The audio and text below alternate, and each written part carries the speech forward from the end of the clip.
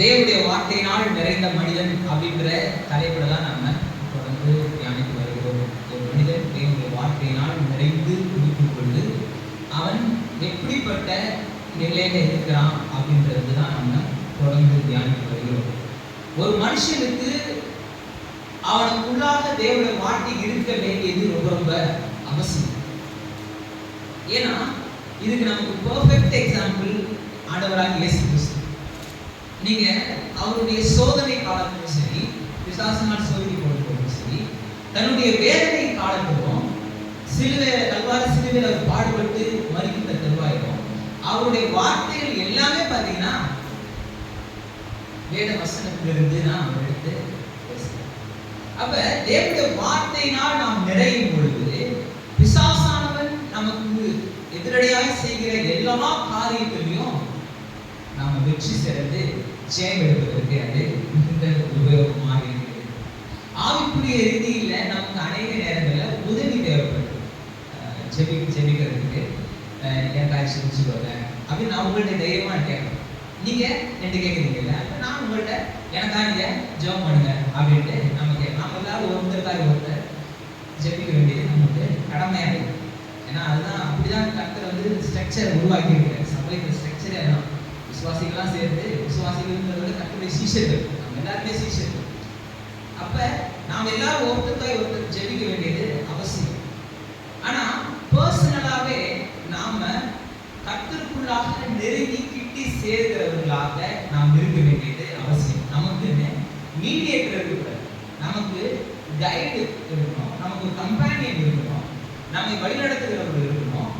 நம்மை கர்த்தரிடத்துல சேர்க்கிறவர்கள் தான் அந்த வழிநடத்துகிறவர்களே தவிர மத்தியஸ்தர்கள் கிடையாது. அந்த வித்தியாசத்தை நல்லா புரிஞ்சுக்கணும். ஊழியக்காரங்க மத்தியஸ்தர்கள் கிடையாது. நீங்க சொல்றதெல்லாம் நான் கேட்டுட்டு நான் போய் கடவுள்கிட்ட சொல்றேன், கடவுள் சொல்றதை நான் கேட்டு உனக்கு சொல்றேன், உனக்கும் கடவுளுக்கும் டைரக்ட் கான்டாக்ட் இருக்கக்கூடாது. நான் இடையில மத்தியஸ்தராக இருக்கேன் அப்படின்றது கிடையாது. புதிய ஏற்பாட்டு காலத்துல பரிசுத்த வேதாகமம் கட்சியில் இருக்கிறதுனா பர்சனலா நாம எல்லாருமே தேவனோடு கூட ஒரு உறவு இருக்கணும். அந்த பர்சனல் ரிலேஷன்ஷிப் உறவுல அவசியம். அவர் நம்மோடு கூட பேசுவார், உங்களோடு கூட பேசுவார். நான் நிச்சயமா விசுவாசிக்கிறேன், உங்களோடு கூட நம்முடைய வார்த்தையின் மூலமாக பேசுறேன். அதான் கர்த்தர் எப்படிலாம் பேசுவாரு? Rhema logos. ரேமானா உடைக்கப்பட்ட வார்த்தை, லோகோஸ்னா எழுதப்பட்ட வார்த்தை.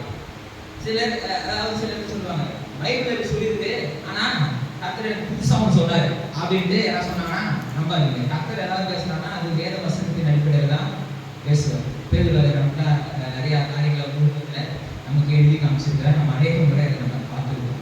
அப்ப தேவனுடைய வார்த்தையினால் ஒரு மனிதன் தன் இருதயத்தை நிறைக்கும் பொழுது அவன் பூமியில வெற்றி சிறந்தவனாய் வாழ்கிறான், எல்லாத்தையும் ஜெயிக்கிறான்.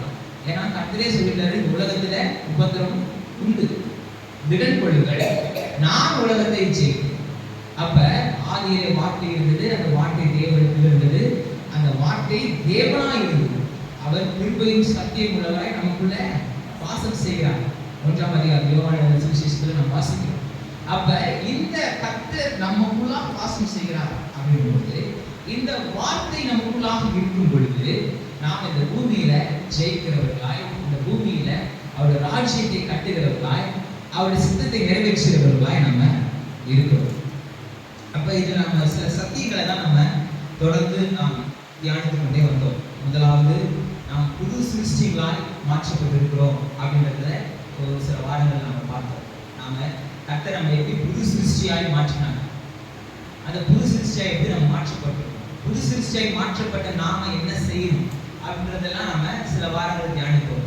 இரண்டாவது, கர்த்தர் நமக்குள்ளாக வாசம் செய்கிறார், நம்ம மத்தியிலே இருக்கிறார் அப்படின்றது ஒரு பெரிய ஆச்சரியமான காரியமா இருக்கு. யோசிச்சு பாருங்க, அவ்வளோ அந்த சராசரத்தையும் சிருஷ்டித்த தேவன் நம்ம கூடவே இங்க இருக்கிறார் அப்படிங்கும் போதே நமக்கு அதுவே ஒரு பிரமிப்பா இருக்கு, ஒரு ஆச்சரியமா இருக்கு.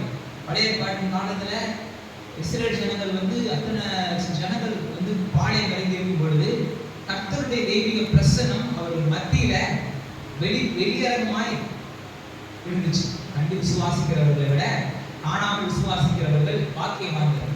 அன்னைக்கு இருந்த அதே மகிமையின் மேகம், மேகஸ்தம்பம், அக்னி ஸ்தம்பம், இவைகள் எல்லாமே பார்த்தீங்கன்னா இன்றைக்கும் நமக்கும் நம்முடைய தலைகள் மேலும் நம்முடைய வீட்டின் மேலும் இருக்கிறது அப்படின்றத நம்ம விசுவாசிக்கிறோம். நாம நம்புறோம். கர்த்தருடைய பிரசன்னம் இருக்குன்னு நம்ம நம்புறோம். இதுவே நமக்கு ஒரு ஆச்சரியமா இருக்கு. ஆனா கர்த்தருடைய ஆவியானவர் நமக்குள்ளாகவே வாசம் செய்கிறார். இனிமேதான் வர போறாருன்னு இல்லை, இனிமேதான் வந்து நம்மள இது பண்ண போறாரு இல்லை, நமக்குள்ளாக அவர் வாசம் செய்கிறவராக இருக்கிறார். அவர் நம்ம என்னைக்கு நம்ம ஒப்பு கொடுக்குறோமோ, என்னைக்கு நம்ம ஏற்றுக்கொள்றோமோ, அப்ப அவர் உள்ள இருக்கிறவரு என்ன என்ன ஆயிடுறாரு, ஆக்டிவேட் ஆயிடுறாரு. அவர் கிரியை செய்ய ஆரம்பிச்சிட்டாரு. அவர் கிரியைகள் நம்ம ஒப்பு கொடுக்க ஆரம்பிச்சிடும். கடவுள் நான் தான் சொல்றேன், கடவுள் வந்து மனுஷனா மதிக்கிற தெய்வம். மனுஷனை ஒரு ஒரு மிருகத்தை போல, ஒரு அடிமையை போல நடத்துகிறாரு. இது செய், அதை பண்ணு, இப்படி பண்ணு, இதெல்லாம் அடிச்சு விடுவேன், உடைச்சிடுவேன், இப்படி சொல்றவர் கிடையாது. அவரு மனுஷனுக்கு டிசிஷன் எடுக்கக்கூடிய அதிகாரத்தை கொடுக்குறாரு. இது நல்லது, இது செஞ்சா நீ பழைப்ப, இது செஞ்சா நீ நல்லா இருப்ப, இது நீ செஞ்சுக்கோ அப்படின்றாரு. டிசிஷன் எடுக்க வேண்டியது யாரு? நாம தான். அப்ப கர்த்தருக்கு இடம் கொடுக்க வேண்டியது நாம தான். அப்ப நமக்குள்ளாக தேவன் வாசம் செய்யலாம். அடுத்தது, நாம் நீதிமான்களாய் மாற்றப்பட்டிருக்கிறோம். நீதியை குறித்தான போதனையை கடந்த 8 வாரங்களாக நம்ம பார்ப்போம். 8 வாரங்களாக நீதியை குறிக்கும் போதனை, நாம் எப்படி நீதிமான்களாய் மாற்றப்பட்டிருக்கிறோம் அப்படின்ட்டு நாம் தொடர்ந்து தியானித்துக் கொண்டே வந்தோம். அது கடைசியாக ரோமர்கள் 6ஆம் அதிகாரம் 1ஆம் வசனத்திலிருந்து அப்படியே 23ஆம் வசனம் வரைக்கும் போன வாரத்தில் நம்ம ஒவ்வொரு வசனமா எடுத்து தியானிக்க கர்த்தர் நமக்கு உதவி செய்றாங்க. அப்ப நாம் நீதிமான்களாய் மாற்றப்பட்டிருக்கிறோம் அப்படின்றது ரொம்ப அவசியம். நீதியை குறித்துதான உணர்வு நமக்கு அவசியம். நாம் நீதியை பற்றிதான உணர்வு நம்ம இருக்கும் பொழுதுதான் நாம் நீதிமான்களாய் வாழ முடியும். அப்ப நான் தான் நீதிமானாய் மாற்றப்பட்டேனே, அப்படின்னு நான் பாவம் செஞ்சாலும் நான் வந்து இப்படி வாழ்ந்துக்கலாமே அப்படின்னு நம்ம சொன்னோம்னா, அதுதான் இங்க அப்போஸ்தலனாகிய பவுல் வச்ச ரிஜெக்ட். பாவத்துக்கு மரித்த நாம் இனி அதில் எப்படி பிழைப்போம் அப்படின்னு ஆரம்பிக்கிறார். அப்ப கிருபையை குறித்து பேச ஆரம்பிக்கிறார். கிருபைனா என்ன வேணா செஞ்சுக்கோ, எப்படிப்பட்ட பாவ வாழ்க்கை வேணா வாழ்ந்துக்கோ, கர்த்தர் உன்னை மன்னிக்கிறாரு, அதுதான் கிருபை அப்படின்ட்டு நீங்க நிறைய இடத்துல போதிக்கிறாங்க. ஆனா வேதம் அப்படி போதிக்கல. நம்மளை பாவம் செய்ய விடாமல் இருக்கிறது தான் கர்த்தருடைய கிருபை. கிருபைனா என்ன? நீ என்ன வேணா பாவம் செஞ்சுக்கோ, நீ எப்படி வேணா வாழ்ந்துக்கோ, உன்னை மன்னிக்கிறது கர்த்தருடைய கிருபை நம்ம நினைச்சிட்டு இருக்கிறோம். சில அப்படி கிடையாது. வேதம் அப்படி போதிக்கவே இல்லை. நாம ஒரு நரகத்திற்கு நேரான வழியை போய்கிட்டு இருக்கிறோம், அழிவுக்கு நேரான வழியில போய்கிட்டு இருக்கிறோம், குடியில விழுகிறதுக்கு நேரான வழியில போய்கிட்டு இருக்கிறோம்.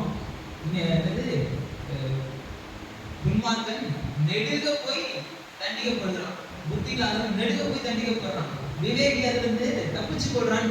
நீதிமொழிகளை நாம் வாசிக்கிறோம். அப்ப கிருபைன்றது என்னன்னா, இந்த தப்பான வழியில போய்கிட்டு இருக்கப்பா, இந்த வழியில போயிட்டு இருந்தேன்னா உன் வாழ்க்கை நரகத்துல போய் முடியும், இந்த வாழ்க்கையில நீ போறது அழிவுக்கு நேரா போயிடும், நீ அதுல இருந்து உன்னை காத்துக்கோ, நீ உன்னை ரட்சிப்பு நேராய் நடத்து, கர்த்தருக்கு நேராய் உன் வழியை செவ்வைப்படுத்து அப்படின்றதுதான் கிருபை. அப்ப வேதம் அப்படியே நமக்கு போதிக்குது. அப்ப தேவனுடைய நீதியை பெற்ற நாம் நீதியின் கனிகளை, ஆவியின் கனிகளை வெளிப்படுத்த வேண்டியது நம்முடைய கடமையாக இருக்கிறது, நம்முடைய அதுக்காக நம்ம வச்சுக்கணும். அடுத்த வாரத்திலிருந்து மீட்பை குறித்து நம்ம பார்க்க போறோம். மீட்பின் தாக்கம் குறித்து ஒரு போதனையை, ஒரு பெரிய போதனையை செஞ்சேன். இருந்தாலும் மறுபடியும் மீட்பை குறித்து நம்ம பார்க்க போறோம். இன்றைக்கு ஒரே வாரம் வந்து ஒரே ஒரு தலைப்பு. எப்பவுமே நம்ம ஒரு வாரத்துக்கு ஒரு தலைப்பு ஒரு வாரம் பண்ணதே கிடையாது. இது நம்மளுக்கு பெரிய தலைப்பு தான் இருக்கும். அதுல சப் டாபிக்ஸ் தான் இப்போ நம்ம பார்த்துக்கணும். அதுல நாம எப்படி பார்க்கிறோம், நம்மை பற்றிதான நம்முடைய ஒரு புரிந்து கொள்ளுதல், நாம் எங்கிருந்து பெற்றுக்கொள்கிறோம் அப்படின்றத குறித்து தான் இன்னைக்கு நம்ம பார்க்க போகிறோம். இன்னைக்கு விசேஷித்தமாய் பெந்தகோஸ்தே நாள், பெந்தகோஸ்தே பண்டிகை அப்ப ஆதி அப்போஸ்தலர்கள் எருசலேமில் கூடி அவர்கள் ஜெபித்த போது கர்த்தருடைய ஆவியானவர் அவரால் ஊற்றப்பட்டாரு. அதுக்கப்புறம் அவருடைய வாழ்க்கை பயங்கரமா மாறிச்சு. இதெல்லாம் நம்ம இப்ப பார்க்க போறோம். கொஞ்சம் சின்ன காரியங்கள் நம்ம பார்க்க தான் போறோம். அப்ப இந்த விசேஷித்த நாள்ல நம்மை நாமே அறிகிற அறிவுல நாம் வளர வேண்டியது ரொம்ப ரொம்ப அவசியம். நாம எங்க பார்க்க முடியும்? நம்மளை பற்றி தானே எங்க நம்ம கற்றுக்கொள்ள முடியும்? இப்ப ஒரு போன் புதுசா வாங்குறோம், அதை பத்தி நம்ம கத்துக்கணும்னா நம்ம என்ன பண்றோம்? எல்லாம் பார்த்து தான் போனே வாங்குறோம். யூடியூப்பை பார்க்கிறோம், ஒரு கீபோர்டு இருக்கு, அதை பத்தி தான் செட்டிங்ஸ் தெரிஞ்சுக்கிறதுக்கு யூடியூப்பை போடுறோம். ரொம்ப சிம்பிளா வேலை முடிஞ்சிருக்கு. ஆனா எங்க உண்மையா பார்க்கணும் தெரியுமா? எங்க தெரியும் எழுதிருக்கு? அதுக்கு மேனுவல், யூசர் மேனுவல் யாரும் நம்ம எடுக்கிறதே கிடையாது. ஓரம் போட்டுருவோம். ஆனா இருக்கிறதுலே பெஸ்ட் அங்கதான் இருக்கும். இருக்கிறதுலே சிறந்தது. ஏன்னா மேனுஃபேக்சருக்கு தான் அதை பற்றி தானே எல்லாமே தெரியும் ப்ராப்பரா. அதே போல பரிசுத்த வேதாகமம் தான் நம்முடைய யூசர் மேனுவல். நம்மை பற்றியதான காரியங்களை நாம் எது கற்றுக்கொள்ள முடியும்னா பரிசுத்த வேதாகமத்திலிருந்து தான் நம்ம கற்றுக்கொள்ளணும். இந்த வேதத்தை நாம் என்னைக்கு நம்ம உள்ள வைக்கிறோமோ அன்னைக்கு தான் நம்ம பிழைப்போம். இந்த வேதத்திலிருந்து நமக்கு ஜீவன் உண்டு. மனுஷன் அப்பத்தினால் மாத்திரமல்ல, தேவனுடைய வாயிலிருந்து புறப்படுகிற வார்த்தையினால் அவன் பிழைக்கிறவனாக இருக்கிறான். மனுஷனை குறித்ததான சத்தியமே அதுதான். அவன் எப்படி வாழ முடியும்? சமீபத்தில் கேள்விப்பட்டிருக்கீங்க, வாழது 14ஆம் மாடியிலிருந்து குதிச்சு தற்கொலை பண்ணிட்டாங்க.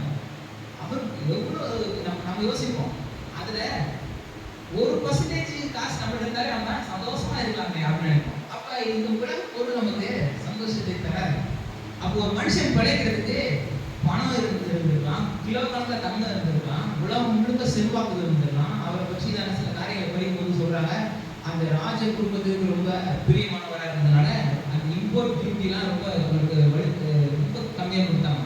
அதனால அங்கேருந்து அவர் கண்டத்தை எடுத்து வந்து இந்தியாவில் பெரிய பெரிய நகை கடையில் பெரிய பெரிய இந்த அவரால் இது பண்ண முடிஞ்சிச்சு. ஒரு சாதா டிரைவராக போனவர் தான் அவர் கடைசியாக நல்ல செல்வாக்க பெற்று கொடுத்ததுனால இவ்வளவு பண்ண முடிச்சு. அவர் உலக பிரகாரமான பெரிய பெரிய தலைவர்களோடு ஒரு நினைவுகள் இருந்திருக்கலாம். ஆனால் இது எதுவுமே அவரை வாழ செய்ய முடியல. அப்போ தேவனுடைய வார்த்தையினால் மாத்திரம்தான் மனுஷன் பிழைக்க முடியும், அவன் வாழ முடியும். நீ யோசிச்சு பாருங்க, நம்முடைய பிரச்சனைகள்ல நம்முடைய போராட்டத்துல கர்த்தருடைய ஆவியானவர் கர்த்தருடைய வார்த்தை மட்டும் நம்மளை தேற்றுனா என்னைக்கும் நம்ம போய் சேர்ந்துடும். கர்த்தருடைய ஆவியானவர் நமக்கு பேச்சுகிறதுனால மாத்திரம்தான் நம்ம பிழைச்சிருக்கோம். அப்ப தேவனுடைய வார்த்தையினால் நாம் நிறைய வேண்டியது, தேவனுடைய வார்த்தையினால் நம்ம இறுதிக்கு நிறைவேற்ற வேண்டியது ரொம்ப ரொம்ப அவசியம். இங்க நம்ம அப்போஸ்தலர் 2ஆம் அதிகாரத்தை முழுமையா நம்ம வாசிக்க கேட்டோம். 2 பேரும் அருமையா வாசிச்சாங்க, நிதானமா வாசிச்சாங்க. நீங்க எல்லாம் அதை கவனிச்சிருப்பீங்கன்னு நான் விசுவாசிக்கிறேன். பேதுரு பாருங்க, பேதுரு எந்திரிச்சுட்டு சொல்றாரு, அப்பொழுது பேதுரு 11 கூட நின்று அவர்களை நோக்கி உரத்த சத்தமாய், யூதர்களே, எருசலேமில் வாசம் பண்ணுகிற ஜனங்களே, நீங்கள் எல்லாரும் அறிந்து கொள்வீர்களாக, என் வார்த்தைகளுக்கு செவி கொடுங்கள். பேதுரு பேசுறாரு. இந்த பேதுரு எப்படிப்பட்ட ஆளுன்னு நமக்கு தெரியும். இந்த பேதுரு எப்படிப்பட்ட நிலையில இருந்தாருன்றது நமக்கு தெரியும். எல்லாரும் வாங்க போலாம் அப்படின்னு இயேசு கிறிஸ்து கூப்பிட்டா, ஆமா ஆமா வாங்க வாங்க அவரோட போய் சாவலாம் வாங்க அப்படின்ட்டு எனக்கு தூக்கத்துல எழுப்பிட்டாரா கோவத்துல, ஆமா வாங்க அவரோட போய் சாவலாம் அப்படின்ட்டு சொன்ன மனுஷன் கர்த்தர் உன்னதமா ஒரு விஷயத்தை சொல்லிட்டு இருந்தா செடித்தனமா ஏதாவது பேசிட்டு இருக்காரு. பழைய ஏற்பாட்டின் ஸ்தானாதிபதிகளாய் மோசேயும் ஏலியாவும், புதிய ஏற்பாட்டின் ஸ்தானாதிபதியாய் இயேசு கிறிஸ்துவும் மறுரூபமாயிருந்து ஒரு மகிமையான காட்சி பயங்கரமா இருக்கு. பிதாவின் குரல் கேட்குது. இதெல்லாம் நம்ம கேட்டா நம்ம என்ன ஆயிருப்போம்? மயக்க மடைக்கு விழுந்திருப்போம். இவரு பாருங்க இவ்வளவு தெளிவா இருக்கிறாரு பாருங்க. இது சூப்பர் பிளேஸ். பிதாவோட வாய்ஸ் கேட்குது, மோசே நிற்கிறாரு, எலியா நிற்கிறாரு. இவ்வளவு நேரம் கூடவே வந்துட்டு காலாக நடந்துட்டு சும்மா நம்மள மாதிரி மனுஷன் மாதிரி இருந்தவரு இப்ப டிஃப்ரெண்டா தெரியல. இங்கே ஒரு கோயில வைக்கிற கூடாரத்தை போட்டாரு. இங்கே ஒரு கூடாரத்தை போட்டு பாராடே எங்களை கிண்டல் பண்ணிட்டு இருந்தீங்க, எப்படிப்பட்ட ஆள் தெரியுமா வச்சிருக்கிறது, எங்க கூட இருக்கிறது யார் தெரியுமா அப்படின்னு காமிக்கிறதுக்கு நீங்க இங்கே இருந்துங்க. நீங்க திரும்பி அவங்க மாட்டு அவங்க கிளம்பி போயிட போறாங்க, நீர் வாட்டி இறங்கி வந்துட போயிரு. அப்படிலாம் இல்ல, இங்க கூடாரத்தை போட்டு இங்கே இருந்துருவோம். இப்படி யோசிச்ச மனுஷன் கர்த்தர் எப்ப என்ன சொன்னாலும் அதுக்கு ஒரு ஒரு காமியா ஒரு விஷயத்தை செய்யற மனுஷன். இதுல ஒரு அல்டிமேட் என்னன்னா, இயேசு கிறிஸ்துவ நியாய சங்கத்தில் நிறுத்தி குற்றம் சாட்டிட்டு இருக்காங்க. அதை கூட்டி இருக்கிற ஒரு ஆயிரமா கேட்கிறாங்க, நீ அவன் கூட தானே இருந்த அப்படின்னு கேட்டா, ஐயா எனக்கு தெரியாது, நான் யாருன்னே தெரியாது, நான் சும்மா வேடிக்கை பார்க்க வந்தேன்ட்டு போயிட்டாரு. இப்படிதான் அவருடைய விசுவாசம் இருந்துச்சு. இப்படிதான் கடைசி சபிக்கவும் திட்டவும் தொடங்கிட்டாரு. யூதாஸ் கூட அப்படி பண்ணல. யூதாஸ் கூட காட்டி கொடுக்கும்போது முத்தம் கொடுத்தா அந்த கிராமம் இருக்கா அப்படின்னு கூட சொல்லல, போய் ரொம்ப அன்பா அப்படிதான் செஞ்சாப்புல. ஆனா இவரு சபிக்கவும் திட்டமும் தொடங்கிட்டாங்க. அப்ப இப்படிப்பட்ட ஆள் தான் இந்த பேதுரு. இதுக்கு ரொம்ப நாளுக்கு அப்புறம் நடக்கல இந்த சம்பவம். ஒரு கொஞ்ச நாள்ல அந்த அதுக்கப்புறம் ஒரு 10-15 நாள்ல தான் நடக்குது இந்த பெந்தகோஸ்தேனா அந்த 50 அப்படின்னு சொல்லுவாங்க. அந்த இது யூதர்களுடைய பாரம்பரியமான ஒரு பண்டிகை. இதுல பார்த்தீங்கன்னா எத்தனை ஜனங்க பாருங்க, எவ்வளவு ஜனங்க வந்து அந்த வானத்தின் கீழே இருக்கிற சகல தேசத்தாரிலிருந்து வந்து தேவ பக்தியுள்ள யூதர்கள் அப்பொழுது எருசலேமில் வாசம் பண்ணினார். அதாவது இதோடைய ஹிஸ்டாரிக்கல் செட்டிங்ஸ் நம்ம பார்க்க வேண்டியது அவசியம். நான் இயேசு கிறிஸ்துவோடைய கல்வாரி சிலுவை உயிர்த்தெழுதல் இதுவே நான் சொன்னேன், இதெல்லாம் ஒரு பண்டிகையின் காலம். எருசலேம்ங்கிற நகரம் வந்து உலக நாகரிகங்களின் மையத்தில் இருக்குது. இந்த சைடு பார்த்தீங்கன்னா ஆசியா கண்டத்தில் நம்முடைய நாகரிகம் சிந்து சமவெளி நாகரிகங்கள்லேருந்து அப்படியே மெசொப்பொத்தேமியா நாகரிகம், சிந்து சமவெளி நாகரிகம், அப்படியே நாம இருக்கிறோம். இந்த சைடு பார்த்தா ஆப்பிரிக்கர்களுடைய நாகரிகங்கள் இருக்கு, அது கீழே அந்த நாகரிகங்கள் இருக்கு. இந்த சைடு பார்த்தா ஐரோப்பிய நாகரிகங்கள் இருக்கு. அப்படியே இங்க பார்த்தா சில்க் ரோடுன்னு சொல்லுவாங்க, பட்டுச்சாலை. அங்கிருந்து அப்படியே சைனாவை கனெக்ட் பண்ணுது, அங்க இருக்கிற நாகரிகங்கள் இருக்கு. உலகத்தின் பழமையான நாகரிகங்கள் எல்லாவற்றுக்கும் மையமா எருசலேம் இருக்கு. East to west, west to east போனா சென்டர் ஹப் எதுனான்னு கேட்டா எருசலேம் தான். எருசலேம் வராம யாரும் போக மாட்டாங்க, அந்த வழி பிரயாணம் அப்படிதான் அவங்களுடைய ரூட் இருந்துச்சு. அந்த எருசலேம் நகரம்னா ஒரு ஹப் மாதிரி, அது வழியா தான் போவாங்க, வந்து அப்படி போயிடுவாங்க. அதனால இந்த பண்டிகை, எருசலேம்ல நடக்கிற பண்டிகைக்கு உலகம் முழுக்க இருக்கிற யூதர்கள் வருவாங்க. எப்படி உலகம் முழுக்க யூதர்கள் போனாங்கன்றது ஒரு பெரிய வரலாற்று கதை. அதை நான் சொன்னேன், சிறைபிடிப்பு போகும்போது பாபிலோனுக்கு சிறைபிடிச்சுட்டு போனாங்க. அதுக்கப்புறம் பெர்சியாவுக்கு சிறைபிடிச்சுட்டு போயிட்டாங்க. இந்த சிறைபிடிப்புல அவங்க வந்து திருப்பி இந்த படத்தை கட்டினாங்க. ஆனாலும் இந்த உலகம் முழுக்க யூதர்கள் என்ன பண்றாங்க, வாழ்றாங்க, எல்லாரும் வாழ்றாங்க. இப்ப இந்த பண்டிகை நாள்ல என்ன பண்றாங்க, அவங்க சொந்த ஊருக்கு போறாங்க. இப்போ கூட அப்படிதானே, எல்லாரும் வேலை நிமிடம் எங்கேயா இருந்தாலும் ஊர்ல ஒரு திருவிழானா என்ன பண்ணுவாங்க, எல்லாரும் அவங்க சொந்த ஊருக்கு வர மாதிரி. இந்த யூதர்கள் உலகம் முழுக்க வரும்பொழுது கூட யார் வருவாங்கன்னா கூட இருக்கிற ஜனங்க வந்துருவாங்க. அந்தந்த தேசத்துல இருந்து ஜனங்க வருவாங்க. ஏன்னா இப்போ பக்கத்து வீடு கூடுதல் வாங்கல இருக்கிறவன், நாங்க இந்த ஊருக்கு போறோம் பண்டிகைன்னா அவ்வளவு பெரிய பண்டிகை ஆகுது, சரி நாங்களும் வரோம் வாங்க அப்படின்ட்டு பிரயாணப்பட்டு எல்லா ஜனமும் வராங்க. இப்படி இது வந்து வரலாற்று சம்பவம், இப்படிதாங்க நடக்குது. இப்படி வர நேரத்துல தான் எத்தனை தேசம் வந்துருக்காங்க, எத்தனை டைப் ஆஃப் பீப்புள்ஸ் வந்துருக்காங்க பாருங்க. பார்த்தரும் மேலும் எல்லாத்திலும் மெசொப்பொத்தேமியா, யூதேயா, கப்பதோக்கியா, பொந்து, ஆசியா, பிரிகியா, பம்பிலியா, எகிப்து என்னும் தேசத்தாரும் சிறைடை பட்டணத்தை சுற்றி இருக்கிற லிபியாவின் திசையில் குடியிருக்கிறவர்களும் இங்கே சஞ்சரிக்கிற ரோமாபுரியாரும் யூதரும் யூத மார்க்கத்தால் கொண்டவரும் கிரேக்கரும் அராபியரும் இவங்கெல்லாம் வந்து வராங்க. இப்ப பரிசுத்த ஆவியானவர் வரும்பொழுது இவங்க எப்படி பேசுறாங்கன்னா, இவங்களுடைய வாழ்றாங்க, பிழைக்கிறாங்கல்ல, அந்த ஊர்ல இருந்து கேட்கிற வார்த்தைகளை கேட்கறாங்க. அப்படிதான் பாத்தீங்கன்னா இந்த பார்ட்டியான்றது தான் கிரேட் இந்தியா ஃபர்ஸ்டே தான் வருது. இருக்கிறதே ஜனத்தொகை அங்க தான் அதிகமாக இருக்கு. கிரேட் இந்தியான்றாங்க. இப்ப நம்ம அகண்ட பாரதம்னு சொல்றாங்க. ஆப்கானிஸ்தான் டு பர்மா வரைக்கும் இருக்கிற பெரிய நிலப்பரப்பு தான் இந்திய நிலப்பரப்பு, இந்திய துணைக்கண்டம். இன்னைக்கு பல தேசங்களா ஆப்கானிஸ்தானு, அப்புறம் பாகிஸ்தான், பங்களாதேஷ், மியான்மர் அப்படின்னு நிறைய பிரிஞ்சிருக்கு. ஆனால் இது பெரிய தேசமா இருந்துச்சு. இதுதான் அந்த பார்ட்டியா. ஆதி அப்போஸ்தலனாகிய தோமா இந்தியாவுக்கு முதல் நூற்றாண்டுல வராது. யதார்த்தமா ஒரு புக்கு படிச்சேன். காஞ்சிபுரம் மாவட்டத்தை குறித்து தானே ஒரு வரலாற்று புத்தகத்தை நம்ம லைப்ரரி இருந்துச்சு. எடுத்து படிச்சுட்டு இருக்கும்போது அந்த புக்குக்கே பார்த்தீங்கன்னா 2 IAS ஆஃபீஸர் முன்னுரையும் அணிந்துரையும் எழுதுறாங்க. இந்திய தொழில் துறையில இருந்து எழுதுறாங்க. இந்த இவருடைய ஆராய்ச்சி எல்லாம் உண்மை, இவர் ரொம்ப ஆராய்ச்சி செய்து காஞ்சிபுரம் மாவட்டத்தை பற்றி புத்தகங்களை பற்றிலாம் சூப்பராக எழுதியிருக்காரு. நிறைய காரியங்களை எழுதியிருக்காரு நம்மளுடைய வரலாறு பற்றிலாம் அந்த புக்கில். அதில் அவர் மென்ஷன் பண்றாரு, முதல் நூற்றாண்டுல சமயங்களை குறித்து, இந்த காஞ்சிபுரம் மாவட்டத்துடைய சமயங்களை குறித்து சொல்லும்போது முதல் நூற்றாண்டுல இயேசு கிறிஸ்துவின் சீஷனாகிய தோமா வந்து இங்க கிறிஸ்தவத்தை நிலைநிறுத்தினாரு, கிறிஸ்துவை அறிவித்தாரு, அந்த மார்க்கத்தை ஜனங்களுக்கு தெரியப்படுத்தினாரு. அநேகர் அன்னைக்கு இருந்தாங்க அப்படின்ட்டு தோமாவோட வருகையை பற்றி வரலாற்று ரீதியா அவர் பதிவு செய்றார். அப்ப தோமா இங்க வந்திருக்கணும்னா சும்மா அவர் கப்பல் ஏறி போவா போய் காரகண்ட இடத்துல போய் இறங்கி ஏதோ செய்வோம், கோயிலை கட்டுவோம் இறங்குவாங்க. ஒரு கான்டாக்ட் இருக்கணும். நம்ம கூட ஒரு புதுசா ஒரு ஊருக்கு போறோம், நமக்கு என்னதான் ஒரு அங்கே நம்ம யாராவது தெரிஞ்சவங்க இருக்காங்கன்னு நம்ம பார்ப்போம்ல, தெரிஞ்சவங்க இருந்தா நம்ம போய் நம்ம கேட்போம்ல.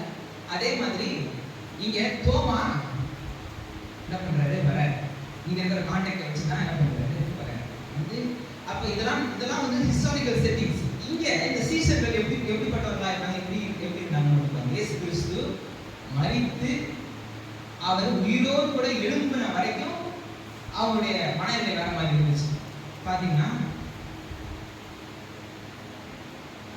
முதலாம் அதிகாரத்தில் அவர் பாடுபட்ட பின்பு 40 நாள் அவரும் அப்போஸ்தலருக்கு தரிசனமாகி தேவனுடைய ராஜ்யத்தை குறித்தவைகளை அவர்களுடன் பேசி அநேக தெளிவான திருஷ்டாந்தங்களினாலே அவர்களுக்கு தம்மை உயிரோடு இருக்கிறவராக காண்பித்தார்.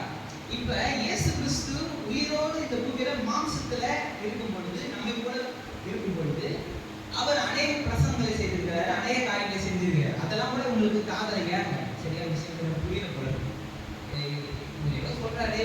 அவங்க என்ன கடைசி வரைக்கும் என்ன பிளான் இருந்தாங்க, இவரை வச்சு ரோமர்ல அடிச்சு விரட்டிடுவோம், இந்த ஏரோது நம்மள ஆட்சி செஞ்சுட்டு இருந்தான், இவனை தூக்கி போடுவோம், இவரை ராஜா ஆக்கிடுவோம். இப்படிதான் கடைசி வரைக்கும் அவங்க மனநிலை இப்படிதான் இருந்துச்சு. நம்ம குருத்துறை ஞாயிறு கூட நம்ம பார்த்தோம், அவர் ராஜாவா வரவேற்கிறாங்க. ஆனா இவர் ராஜாவா ஆயிட்டாரு. எப்படி ராஜாவா? சர்வத்திற்கு ராஜாவா, எல்லாவற்றுக்கும் ஆளுகை செய்கிறவரா, ஒரு பூமிக்குரிய ஆளுகை மட்டும் இல்ல, எல்லாவற்றையும் ஆளுகை செய்கிறவரா இவர் இருக்கிறார். இவங்களால ஏற்றுக்கொள்ள முடியல. இவங்க அபிஷேகம் பண்ண கூட்டிட்டு வந்தவரை இவங்களே என்ன பண்றாங்க, கொலை செய்யறாங்க. இப்படிதான் அவங்களுடைய மனநிலை இருந்துச்சு, யூதர்களுடைய மனநிலை இருந்துச்சு. இங்க பாருங்க, இப்ப அநேக கிறிஸ்தவ இப்ப உயிர் மரிச்சோன்னே சீசன்லாம் சிதறடிக்கப்பட்டாங்க, ஓடிட்டாங்க பயந்து. ஏன்னா இவரை நம்பிதான் நம்ம வாழ்ந்துட்டு இருக்கிறோம், இவரே இப்ப மரிச்சிட்டாரு, 3 நாள் ஆகி போச்சு அப்படின்ட்டு போயிட்டாங்க. இப்ப என்ன பண்றாங்க, உயிரோடு வந்தோடனே இப்போ ஒரு பெரிய நம்பிக்கை வந்துருச்சு. சரி அப்படின்ட்டு ஏதோ உங்களுக்கு ஒரு ஸ்பாட் வந்துருச்சு. அப்ப அநேக காரியங்களை அவர் போதித்து உயிரோடு இருக்கிறவர்களாய் காண்பித்து, அன்றும் அவர் அவர்களுடைய வந்திருக்கும் போது அவர்களை நோக்கி யோவான் ஜலத்தினாலே ஞானஸ்நானம் கொடுத்தான், நீங்கள் சில நாளைக்குள்ளே பரிசுத்த ஆவியினாலே ஞானஸ்நானத்தை பெறுவீர்கள். நீங்க பரிசுத்த ஆவியினால் ஞானஸ்நானத்தை பெறுவீங்க, பரிசுத்த ஆவியினால் நிறைய பெறுவீங்க அப்படின்ட்டு ஃபர்ஸ்ட் அங்கதான் நடக்குது. அதுக்கப்புறம் இப்ப நமக்குள்ள அவரை வாசம் செய்கிறார். ஆக நீங்க எருசலேமுக்கு போகாமல் என்னிடத்துல கேள்விப்பட்ட பிதாவின் வாக்குத்தத்தம் நிறைவேற காத்திருங்கள் என்று கட்டளையிட்டார். பிதாவின் வாக்குத்தத்தம் ரொம்ப ரொம்ப முக்கியம். கர்த்தருடைய ஆவியானவர் நமக்குள்ளாக வாசம் செய்கிறது என்பது ஆண்டவராக இயேசு கிறிஸ்து கொடுத்த வாக்குத்தத்தம். யோவான் 14:15-16 வாசிச்சீங்கன்னா, நான் போகிறது உங்களுக்கு நலமா இருக்கும், வேற ஒரு தேற்றவாளன் வந்து அவர்களை சகல சத்தியத்திலும் வழி நடத்துவாரு, பாவத்தை குறித்தும் நீதியை குறித்தும் நியாயத்தை குறித்தும் கண்டித்து உணர்த்துவாரு. இதெல்லாம் சொல்லிட்டாரு, இதெல்லாம் இது பண்றாரு. ஆனா இது பிதாவின் சித்தம், பிதாவின் வாக்குத்தத்தம், அதை தெளிவாக அவரை மென்ஷன் பண்றாரு. அப்பொழுது கூடி வந்திருக்கிறவர்கள் அவரை நோக்கி, ஆண்டவரே இக்காலத்தில், இப்போ கூட அவங்களுக்கு கொஞ்சம் டவுட், சரி அது உயிரோடு இருக்கும் போதுதான் மரிச்சாரு, ஏதோ பண்ணிட்டாரு, இப்போ உயிரோட வந்துட்டாரு, இப்போ பார்த்தா மகிமையின் சரீரம், திடீர்னு நம்ம கூட சாப்பிட்டு இருக்கிறாரு, கூட்டின வீட்டுல சரணம் வந்து நிற்கிறாரு, ஆனால் அவரை தொட முடியுது, அதுதான் மகிமையின் சரீரம். இதை குறித்துலாம் நம்ம பார்க்கலாம். மகிமையின் சரீரம்ன்றது இப்படிப்பட்ட மகிமையின் சரீரத்தில் இருக்கிறாரு. இப்போ கூட அவங்களுக்கு என்ன, இக்காலத்துல ராஜ்யத்தை இஸ்ரவேலுக்கு திரும்ப கொடுப்பி, இப்பயாச்சும் ரோமர்ல அடிச்சு வரட்டீங்களா, இப்பயாச்சும் இந்த ஏரோதரை புரட்டிட்டு ராஜாவாயிருந்தா தாவீது சிங்காசனத்தை உறுதிப்படுத்திருந்தா என்ன, ஒரு ராஜாவாகிறத பத்தி அவங்களுக்கு ஒன்றும் கிடையாது, இவங்களுக்கு ஒரு பதவி கிடைக்கும், அதுதான். கூட 12 பேர் இருந்தோம், இஸ்ரவேலை ஆளும் 12 கோத்திரமாய் நம்ம 12 கோத்திரத்தை நம்ம இது பண்ணிடுவோம், வழிநடத்த நம்ம அதிகாரிக்காக வச்சிருவாங்கன்ற ஒரு ஆசை இருந்து போல அவங்களுக்கு.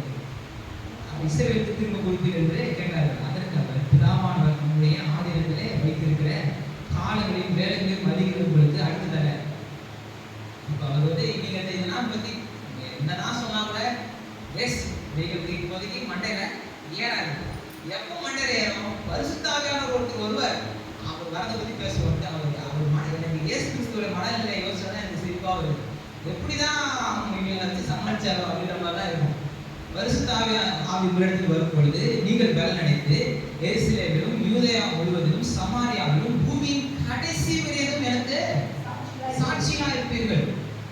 எருசலேம், யூதேயா, சமாரியா, அதாவது எருசலேம்ன்றது அந்த பட்டணம், யூதேயான்றது அந்த தேசம், சமாரியான்றது இவருடைய சகோதரர்கள் தான், டயஸ்பரா ஜூஸ், பாதி யூதர்கள் பாதி கலப்பினத்தை சேர்ந்தவர்கள் சமாரியர்கள். அங்கே போய் நீங்க சுவிசேஷத்தை அறிவிப்பீங்க. அப்படின்னும் போதே உங்களுக்கு தலையில இடி விழுந்த மாதிரி இருந்திருக்கும். ஏன்னா யூதர்களுக்கு மாத்திரம் தான் ரட்சிப்பு நினைச்சிட்டு இருக்காங்க. இப்ப சமாரியர்களும் வரலாம் அப்படின்னு சொல்லும் போதே உங்களுக்கு பாதி தலை சுத்த ஆரம்பிச்சிருக்கும். கடைசியா பூமி கடைசி வரைக்கும் உலகத்தில் இருக்கிற எல்லாருக்குமே சுவிசேஷம் எல்லாருமே அவருடைய பிள்ளைகள் எல்லாருமே அவரை ஏற்றுக்கொள்ள முடியும் அப்படின்னு அவங்களுக்கு கொஞ்ச நேரம் சாட்சிகளாயிருப்பீர்கள். அதுக்கு இந்த சாட்சிகளாயிருப்பீர்களுக்கான கிரேக்க வார்த்தை ஒரு பயங்கரமான வார்த்தை.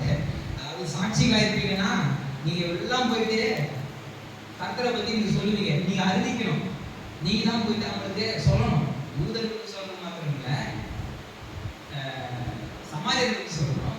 நீ அப்பமா என்ன சமாரியரை சொல்லணும். அது மாத்திரம் இல்ல, நீ கிட்டவே சேரக்கூடாதுன்னு நினைச்சிட்டு இருந்த சுற்றி இருக்கிற எல்லா தேசத்தாரும், உன்னை விரோதியா நினைச்சிட்டு இருந்த ரோமரா இருந்தாலும் சரி, சுற்றி இருக்கிற எல்லா தேசத்தாருக்கும் நீ சுவிசேஷத்தை அறிவிக்கணும்.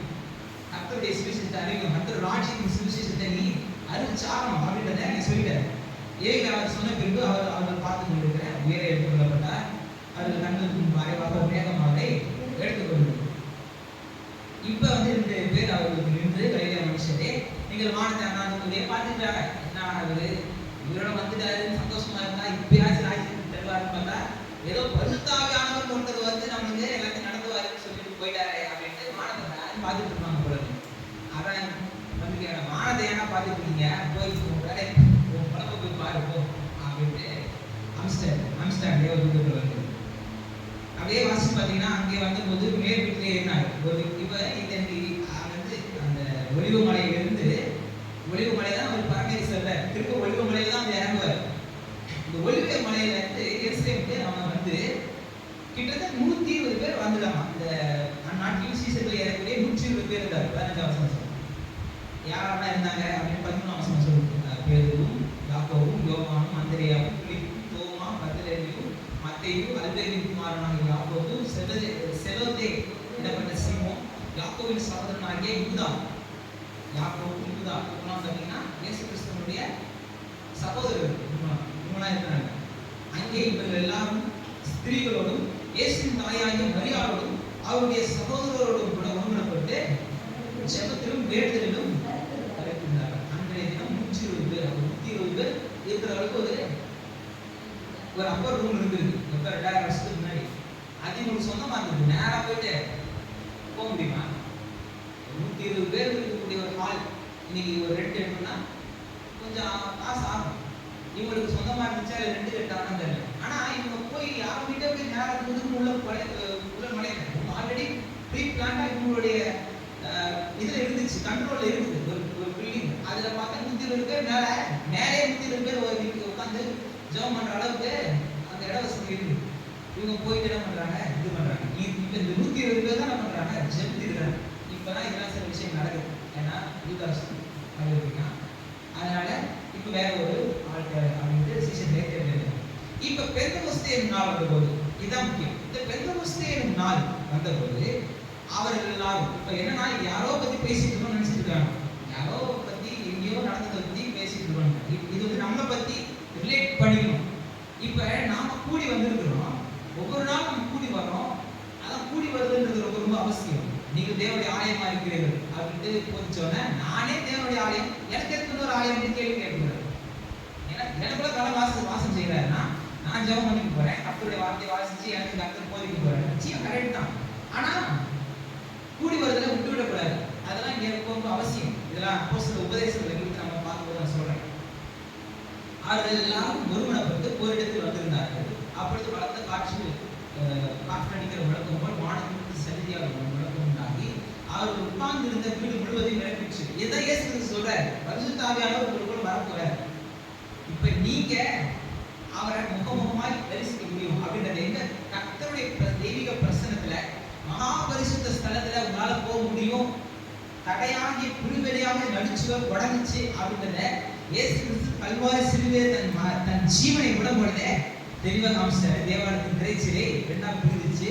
இப்ப பரிசுத்த ஸ்தலத்திற்கும் வெளிப்பிரகாரத்திற்கு பரிசுத்தத்தை பார்க்க முடியுது.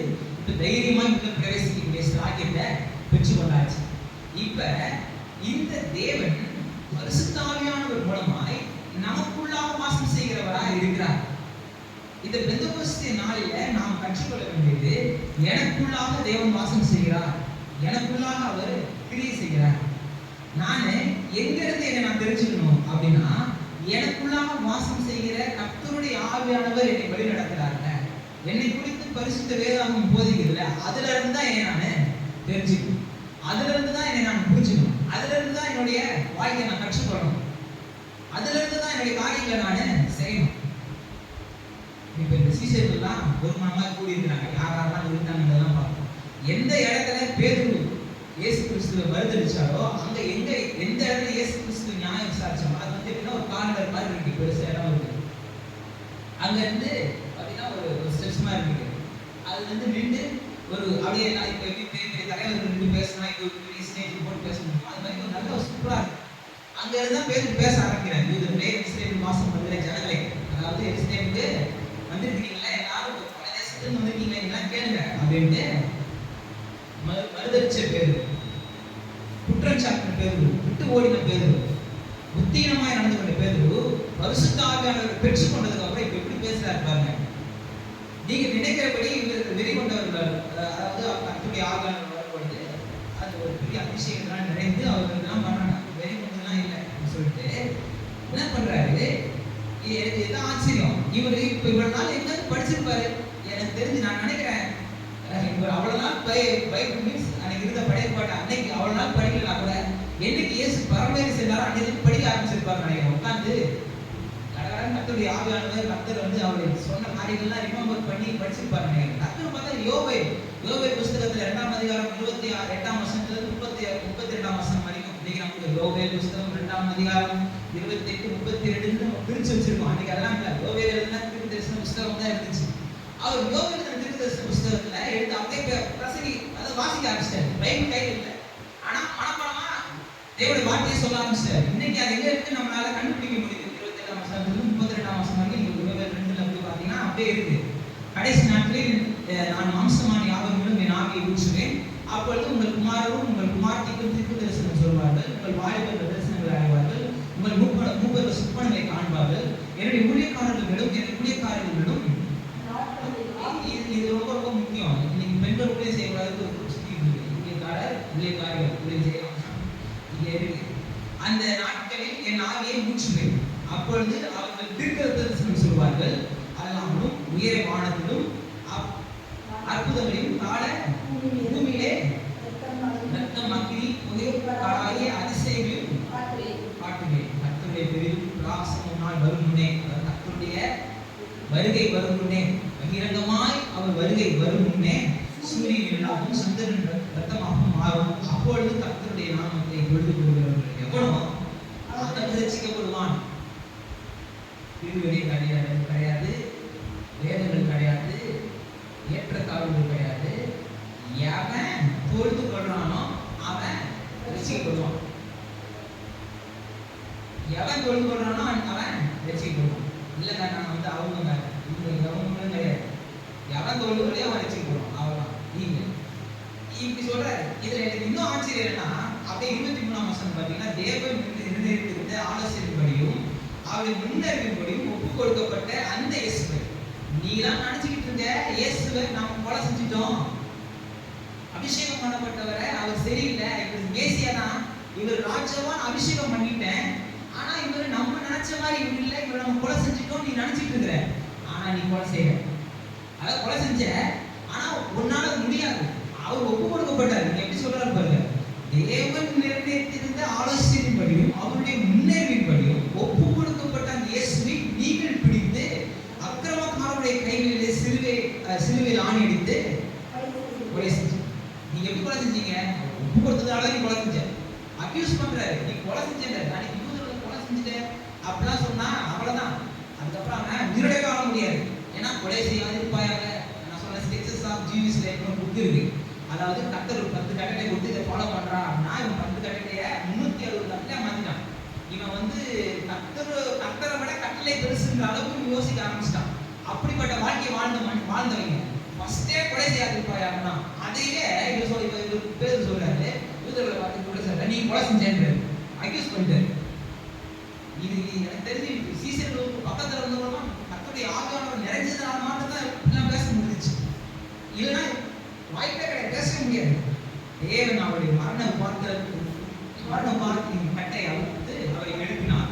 அவர் மரணத்திலிருந்து மரணத்தினால் கட்டப்பட்டிருக்க கூடாது இருந்தது அப்படின்னு சொல்லிட்டு சங்கீதம் 16 8-11 வசனத்தை அப்படியே கோட் பண்ண ஆரம்பிச்சார். மறுபடியும் சங்கீதத்தை எடுத்து சங்கீதக்காரனை பத்தி சங்கீதக்காரன் இதெல்லாம் சொல்லியிருக்கிறான். கோத்திர தலைவராகிய தாவீதை பத்தி நான் பேச எனக்கு இடம் கொடுங்க, நீ நினைச்சிட்டு இருக்க தாவீதை பத்தி நினைச்சிட்டு இருக்க. தாவீது தீர்க்க தரிசனமா இந்த இயேசு கிறிஸ்துவை பத்தி தான் சொன்னாரு.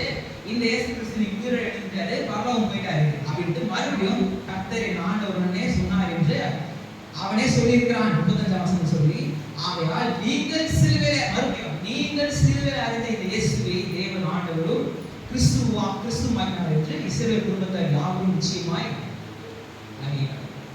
நீ கொலை செஞ்சீங்கள, மறுபடியும் சொல்ற, நீ கொலை செஞ்சீங்கள, அவர் ஒப்பு கொடுத்தாரு, அவன் தான் நீ கொலை செஞ்சு முடிஞ்சிச்சு. நீ கொலை செஞ்சுட்டேல, இதோட முடிஞ்சிச்சுன்னு நினைச்ச. அதாவது அவர் நீ பிடிச்சி வந்து கொலை செஞ்சு நினைச்ச, ஆனா அவர் ஒப்பு கொடுக்கப்பட்டார், அதனால நீ கொலை செய்ய முடிஞ்சிச்சு. கொலை செஞ்சோட முடிஞ்சிச்சுன்னு நினைச்ச, ஆனா அதுக்கப்புறம் உயிரோடு எழுப்பி அவர் ஆண்டவரும் கிறிஸ்துவும் ஆக்கிட்டார். எப்படி ஆரம்பிச்சு எப்படி பிடிச்சாரு பாரு. இப்படி ஒரு பிரசங்கத்தை யாருக்கும் கேட்க முடியாது. ஒரே பிரசங்கத்துல 3000 பேருக்கு மேல ரசிக்கப்படுறாங்க. அடுத்த சில நாட்கள் 5000 பேர் ரசிக்கப்படுறாங்க. அப்ப பெரிய ஒரு அற்புதம் நடக்குது, பெரிய அதிசயம் நடக்குது. இங்க பாத்தீங்கன்னா ஒரு அப்போஸ்தலர் உபதேசங்கள் இருந்து 42ஆம் வசனத்துல இருக்கு. அப்போஸ்தலர் உபதேசம் என்னன்னா 38ஆம் வசனத்திலே அப்போஸ்தலர் உபதேசம் ஆரம்பிக்குது. நீங்கள் மனம் திரும்பி, அதாவது 7 அப்போஸ்தலர் உபதேசங்கள் 7 காரியங்கள் சொல்லுவாங்க. என்னன்னா மனம் திரும்புதல், பாவ மன்னிப்பு பெற்று இயேசு கிறிஸ்துவின் நாமத்தினாலே ஞானஸ்நானத்தை பெற்றுக்கொள்ளுதல், பரிசுத்த ஆவியின் வரத்தை பெற்றுக்கொள்ளுதல். 3வது 4வது 40ஆம் வசனத்துல மாறுபாடான காரியங்கள், நிலையில்லாத காரியங்கள், இந்த உலகத்தின் சில காரியங்களிலிருந்து வேறு பிடித்த ஒரு வாழ்க்கை வாழணும். 4வது 5வது 42ஆம் வசனத்தினுடைய அடுத்த பகுதி அந்நியோன்யம் சொல்லுங்க. அந்நியோன்யத்திலும் அப்பம் விட்டுதல், நம்ம திருவிருந்து ஆசரிக்கிறோமே அந்த அப்பம் விட்டுதலும் ஜெபம் பண்ணுதலும் உறுதியாக இருக்கிறது. இதான் அப்போஸ்தலர் உபதேசம் 7 அப்போஸ்தலர் உபதேசம் மறந்துடக்கூடாது. யாராவது இந்த சர்ச்சில் அப்போஸ்தலர் உபதேசத்தை பற்றி சொன்னாங்கன்னு கேட்டா சொல்லக்கூடாது, சொல்லிட்டேன். நிறைய பேர் சொல்லிட்டேன், இப்படி சொல்லிட்டேன். இதுதான் 7 அப்போஸ்தலர் உபதேசம். இப்படிதான் அவங்க இருந்தாங்க. எப்படிப்பட்ட ஒரு வாழ்க்கை வாழ்ந்தவங்க இப்ப அதே ஆளுங்க, அதே ஜீவன் தான் இப்ப எப்படிப்பட்ட ஒரு வாழ்க்கை அவங்களால வாழ முடிஞ்சிச்சு. கர்த்தரை விட்டு ஓடுனவர்களா, கர்த்தரை விட்டு விலகினவர்களா, கர்த்தருடைய தெய்வீக திட்டத்தை அறியாதவர்களா நம்மள மாதிரி அவங்க இருந்தாங்க. நாம் அவர்களை மாதிரி தான் இருந்தோம். ஆனா என்னைக்கு அவங்க பரிசுத்தமையானவராய் பெற்றுக்கொண்டாங்களோ அன்னைக்கு அவருடைய விஷயமே மாறிடுச்சு. அவங்க உலகம் முழுக்க அவங்க தரிசனம் போயிடுச்சு. உலகம் முழுக்க அவர்கள் குறித்து வைத்ததான அந்த திட்டம் அவங்களுக்கு உள்ள ஏறிடுச்சு. தைரியமா அவங்களுடைய காரியங்களை செய்ய ஆரம்பிச்சிட்டாங்க. பரிசுத்தாவியானவரை பெற்றுக்கொண்டு நாம் என்ன செஞ்சுட்டு இருக்கோம்?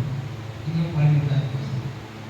இன்னும் அது சரியில்லை, இது சரியில்லை, அது எப்படி இருக்கு, இது இப்படி இருக்குன்னு நம்ம குற்றம் சாட்டிட்டு தான் இருக்கோம். நம்மளுடைய எபிலிட்டி என்ன, நமக்கு என்ன காரியங்கள் இருக்கு, கர்த்தர் நமக்கு என்ன காரியங்களை வைச்சிருக்கிறாரு, எப்படி நம்ம வாழணும்ன்றத நம்ம வேதத்துல கற்றுக்கணும். இயேசு கிறிஸ்துவை பாருங்க, யோவான் சுவிசேஷம் 5ஆம் அதிகாரம் 39ஆம் வசனத்தை வாசிங்க. யோவான் 5:39.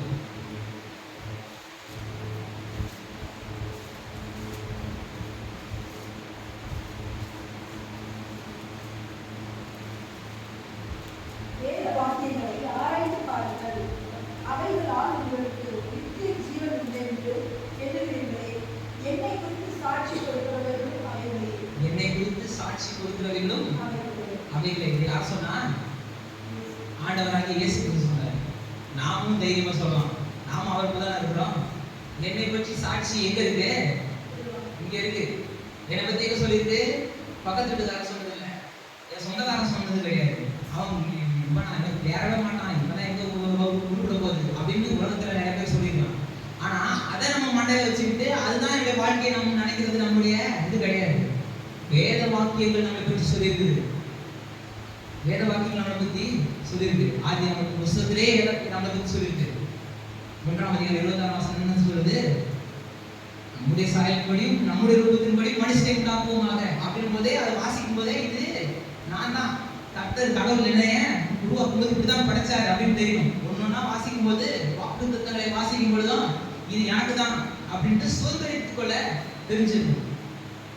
புரியுதா? வெளிப்படுத்த விசேஷத்துல அவர் பரலோகத்துல திரளான ஜனங்கள் முன்னாடி தரித்து குருத்தோடைய பிடிச்சிட்டு ராஜாதி ராஜா வாழ்க்கை ஒசனான்ட்டு ஆர்ப்பரிக்கிற சத்தங்கள் கேட்கறதுன்னா யாரோ பத்தி நினைச்சு கூடாது, நாம அதில் இருப்போம் அப்படின்றது நம்ம மனசுல இருக்கணும்.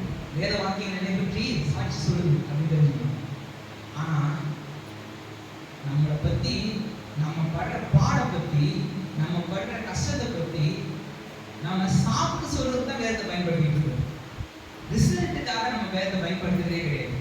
யோசிச்சு பாருங்க, நிறைய இடத்துல வியாதி வந்துச்சு வச்சுக்கேன், ஏதோ ஒரு நோய் வந்துச்சு, ஏதோ கஷ்டப்படுறாங்க அப்படின்னா இதுக்கு ரிலேட்டடாக ஒரு ஆளை போய் பார்ப்போம். அது எங்கேயோ ஒரு மூலையில ஒரு பொந்துல அதுக்கப்புறம் தான் ஒரு பேசியிருந்தாரு ஒரு பாஸ்டர் தான். நான் வேற யாரும் போய் பேசுகிறேன், பாஸ்டர் தான் பேசுகிறேன். அவர் சொல்லிட்டு இருந்தாரு, பவுல் கூட ஊழியம் செஞ்சவர் வந்து பார்த்தீங்கன்னா இவ்வளோ வியாதியா இருந்தாரு. அதெல்லாம் பவுல் போயிட்டே போனாரு. எனக்கும் அப்படிதான் வியாதியா இருந்தேன், ஆள் விழுந்தாங்க. எனக்கும் வியாதி இருக்குது, எனக்கும் நோய் இருக்குது, கஷ்டம் இருக்கு. பவுல் எத்தனை பேர் சுகம் கொடுத்தாரு, எதையோ ஒன்று எங்கேயோ போயிட்டு நோண்டி எடுக்கிறது. அதுதான் எனக்கு நம்ம போயிட்டு இருக்கோம். ஒரு பொக்கிஷ சாலையில கத்து நம்ம விடுறாரு. விலை உயர்ந்த காரியங்கள் ஒரு பக்கம் வச்சிருக்கிறாரு, மட்டமான காரியங்கள் ஒரு பக்கம் இருக்குது. நீங்க எதை தேர்ந்தெடுப்பீங்க? நமக்கு தேவையான காரியங்கள் இருக்கு, தேவையில்லாத காரியங்கள் இருக்கு. ரொம்ப சிம்பிள். துணி கடைக்கு போறீங்க, 38 சைஸ்ல ஒரு சட்டை இருக்கு, 42 சைஸ்ல ஒரு சட்டை இருக்கு, 40 சைஸ்ல ஒரு சட்டை இருக்கு. எதை நான் தேர்ந்தெடுப்பேன்? எது எனக்கு செட் ஆகுமோ அதை தான் நான் தேர்ந்தெடுப்பேன். எல்லாம் எடுத்து எல்லாத்தையும் மாறிக்கணும்டா ஒன்றும் கிடையாது. இல்ல இது இதா இருக்குப்பா, எனக்கு நானே வந்து இவ்வளோ பெரிய சட்டை இருக்கு, இதுவும் சட்டை போதும், ஒரு சட்டை குழந்தை சட்டை வாங்கிட்டு வர முடியுமா? வாக்கு தத்தத்தை அப்படிதான் தேர்ந்தெடுத்துக்கிட்டீங்க.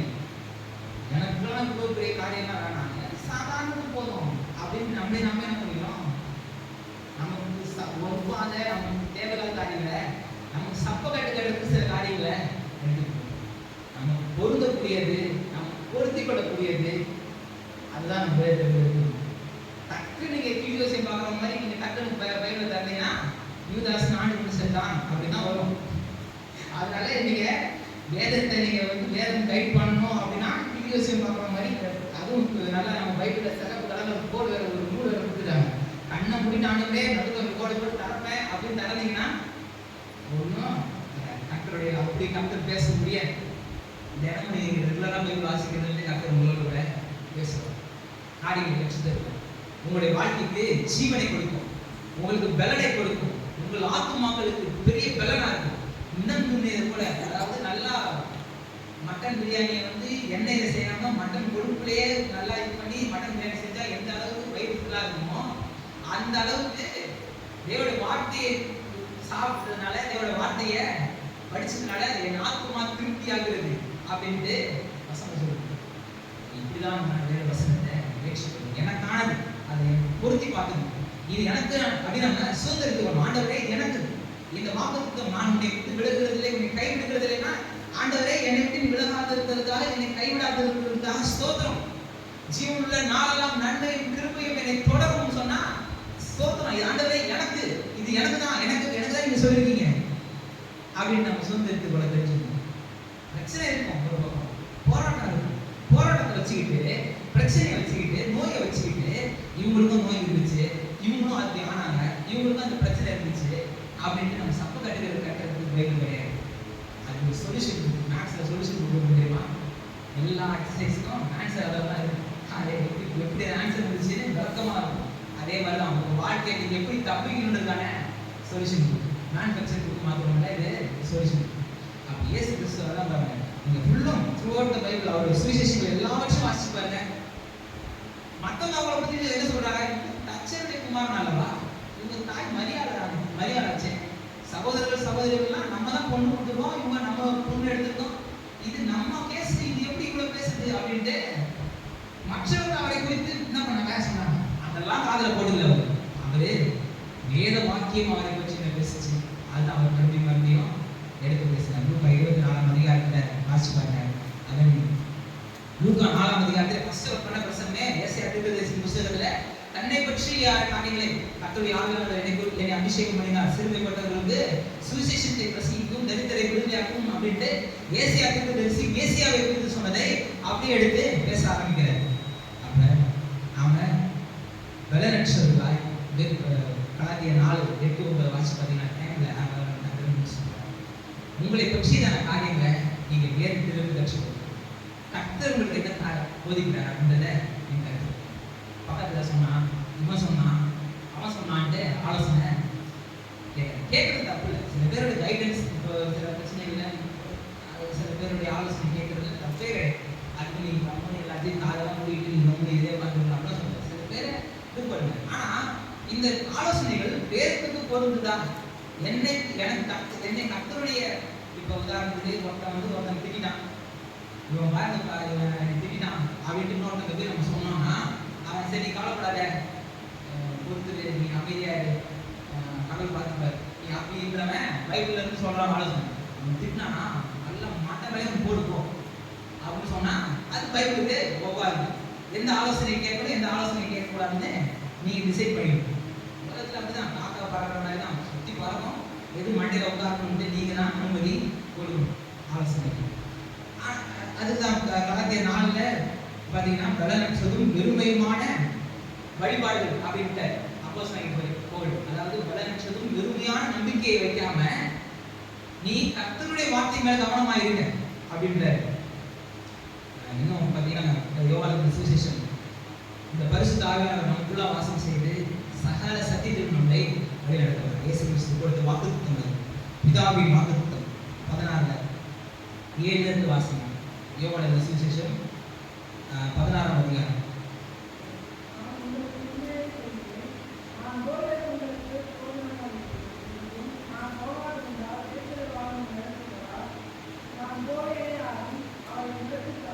இயேசு கிறிஸ்து இன்னைக்கும் அதே மாம்சத்தோடு அதே சரீரத்தோடு இன்னைக்கு எருசலேம்ல இருந்தாருன்னா நமக்கு ஏதாவது ஒரு தேவைன்னா நம்ம என்ன பண்ணணும்? 40,000 ஃப்ளைட் டிக்கெட் கொடுத்து எருசலேமுக்கு விசா வாங்கி அங்க போய் அவரை பார்க்கணும். இல்ல அவர் எந்த ஊர்ல இருக்கிறாரோ அங்க நம்ம பின்னாடி போய்கிட்டு இருக்கணும். அதான் சொல்றாரு, நான் போறது உனக்கு நலமா இருக்கும், ஏன்னா தேட்டர வாடல் இப்போ உனக்குள்ள உன்னை நீ எங்க பார்க்க முடியும், உன்னை நீ எங்க கற்றுக்கொள்ள முடியும், உன்னைக்கான விடுதலை எங்க இருக்கு, உனக்கான ஆறுதல் எங்க இருக்கு, உனக்கான தேர்தல் எங்க இருக்கு, வேதத்துல இருக்கு. பரிசுத்த ஆவியானவர் அந்த சத்தியத்தில் உன்னை கைட் பண்ணுவார். அதான் சொல்றாரு, என்ன சொல்றாரு, பிரோஜனமா இருக்கும், நான் போறதான் தேடுவாருன்னு நான் போவேன், நான் அவர்களுக்கு அனுப்புவேன், அவர் வந்து பாவத்தை குறித்தும் நீதியை குறித்தும் நியாயத்திற்கு குறித்தும் உலகத்தை கண்டித்து உணர்த்துவார். அதாவது கண்டித்து உணர்த்துவார்னா நான் வந்து சொன்னேன், ஆவியானவர் வந்து குற்றப்படுத்துறதுல கண்டித்து உணர்த்துவதற்கும் குற்றப்படுத்துறதுக்கும் வித்தியாசம் இருக்கு. இன்னைக்கு பிரசங்கங்கள் குற்றப்படுத்துது, நீ அப்படி பண்ணிட்ட, நீ இது பண்ணிட்ட, அதை செஞ்சுட்ட கேட்டா ஆவியானவர் கண்டித்து உணர்த்துறாரு. கண்டித்து உணர்த்துற பிரசங்கம் அது வேறு. கண்டித்து உணர்த்துற பிரசங்கம் எப்படி இருக்கும்? கூகுள் மேப் என்ன பண்றது, கூகுள் மேப்ல தான் கற்றுக்க வேண்டியது சில விஷயம். கூகுள் மேப்ல அப்படி போட்டுருக்கீங்க, டெஸ்டினேஷனை போட்டுருக்கீங்க, இந்த ரூட் இல்லாமல் இந்த ரூட்ல போனீங்கன்னா கூகுள் மேப் அட ஊசி பையன் இப்படி போக வேண்டிய இடத்துல இப்படியா போற, நீ எப்படி தப்பு பண்ணிட்டு தெரியுமா, அப்படியா சொல்லுது. அது சரியான வழி காமிச்சிட்டே இருக்கு, இப்படி போகாத இப்படி போகாத இப்படி போ அப்படிதான் சொல்லுது. தவிர அது நம்மளை குற்றப்படுத்தல, நீ தப்பா போயிட்ட, நீ தப்பா போயிட்ட, நீ தப்பான வழியில போற அப்படின்னே சொல்லிட்டு இருந்துச்சுன்னா அது தப்பாதான் போறோம், தப்பான வழி தான் போய்கிட்டு இருக்கோம். ஆனா அது என்ன பிரயோஜனம்? ஆவியானவர் அதை செய்தவர் கிடையாது, சரியான வழியை காட்டுறாரு. அதான் கண்டித்து உணர்த்துறாரு. எச்சரிக்கை பலகைன்னு வச்சிருக்கிறாங்க, ஸ்பீட் லிமிட்டு, வளைவு இருக்கு, மெதுவா போ, ஸ்பீட் பிரேக் இருக்கு, எத்தனையோ எச்சரிக்கை பலகை இருக்கு. எச்சரிக்கை பலகை தான், அதெல்லாம் நம்ம குற்றப்படுத்துதா, அதெல்லாம் நம்ம வந்து காயப்படுத்துறதுக்கா வைக்கிறதுக்கா? அந்த எச்சரிக்கை பலகை நம்மளை பாதுகாக்கிறதுக்காக, நம்மளை சரியான நம்மளை பத்திரமா வீடு போய் சேர்க்கறதுக்கு அந்த எச்சரிக்கை பலகை. அதுதான் ஆவியானவர் செய்யறாரு. அவர் நம்மளை குற்றப்படுத்தல, கண்டித்து உணர்த்துறாரு. கரெக்டா சரியான வழியில நடந்துடும், இதுதான் சரியான பாதை, இதுதான் சரியான வழி அப்படின்றத காட்டி அவர் நம்மளுக்கு நமக்கு இது பண்றாரு. அப்படியே 10ஆம் வசனம் வரைக்குமே நீங்கள் காணாதவர்களுக்கு நான் பிதாவிடத்துக்கு போகிற அப்படின்னால நீதியை குறித்தும் நீதியை பற்றிலாம் பரிசுத்த ஆவியானவர் நம்மிடத்துல போதிக்கிறாரு, பேசுறாரு. நீதியை குறித்து நீ நீதிமானாக்கப்பட்டிருக்கிற, உனக்குரியது இதுதான் அப்படின்றத இந்த கர்த்தருடைய ஆவியானவர் நம்மை பற்றி தெளிவாக நமக்கு போதிக்கிறார். அப்ப நம்மை நாமே நிதானித்து அறிய வேண்டிய நம்முடைய கடமையாக இருக்கு. நாம் கர்த்தருடைய பிள்ளைகளாக நம்மை மீட்பதற்கு கர்த்தர் விளைக்கிரயத்தை கொடுத்து நம்மை அவர் சொந்தமாக்கி இருக்கிறார். அவருடைய சாயலை பெற்றுக் கொண்டிருக்கிறோம். அவருடைய குணாதிசயங்கள் நமக்குள்ளாக இருக்குது. அவர் நம்மளை நேசிக்கிறார், நமக்குள்ள வாசம் செய்கிறார். எல்லா நேரங்களிலும் நம்மளை அவரை கைட் பண்ணி, எல்லா நேரங்களிலும் அவர் நம்மளை வழிநடத்தி, நம்மளை எல்லா நேரங்களிலும் எல்லா சமயங்களிலும் அவர் நம்மளை கொண்டு போகிறார். அந்த பரிசுத்த ஆவியானவர் தான் நம்ம ஒப்புக்கொடுக்கணும். அந்த பரிசுத்த ஆவியின் வழிநடத்துதலில் நாம இருக்கணும். ரொம்ப ரொம்ப அவசியம். இதுதான் பெந்தகோஸ்தே நாளில் நம்ம கற்றுக்கிறது. ஆவியின் கனிகளை பற்றி பார்க்க போகிறோம். 5ஆம் அதிகாரம் கலாத்தியர் 5ஆம் அதிகாரத்துக்கு வாசிப்போம். ஆவியின் கனிகளை பற்றி, ஆவியானவர்களுக்குள்ள இருந்தா நீங்க என்ன செய்வீங்க அப்படின்னு அங்கதான் போட்டு ஆவியின் கனிகளை வெளிப்படுத்துங்க. அந்த உங்களுக்கு உள்ள விதிக்கப்பட்ட அந்த கனியை விருட்சங்களாய் வெளியே வந்து கனிகளாய் வெளியே வரணும். அந்த அளவுக்கு பரிசுத்தான கிரியை செய்வதற்கு நீங்க இடம் கொடுக்கணும். உங்களை பற்றியதான காரியங்களை நீங்க வெளியில தேடாதீங்க, நீங்க தேடு. அப்பதான் ஆதி அப்போஸ்தலர்கள் எப்படி ஒரு ட்ரெமெண்டஸ் சேஞ்சில் அவங்களுடைய வாழ்க்கையை மாறிச்சோ அதே போல உங்க வாழ்க்கையும் நிச்சயமாய் மாறும். பெரிய அற்புதங்களை நீங்க ஜெபங்கள் கேட்கணும். கனி உள்ளதா இருக்கணும். ஜெபத்தில் எவைகளை கேட்பீர்களோ அப்போ அவைகளுக்கு பதில பெற்றுக்கொள்வீங்க. எப்ப நீங்க எதிலும் என் வார்த்தைகள் உங்களிடம் நிலைத்திருந்தால் அப்படின்தான் அவரோடு உங்களை நிச்சயமாய் பெரிய காரியங்களை செய்ய முடியும். ஆமென். மாணவர்களுக்கு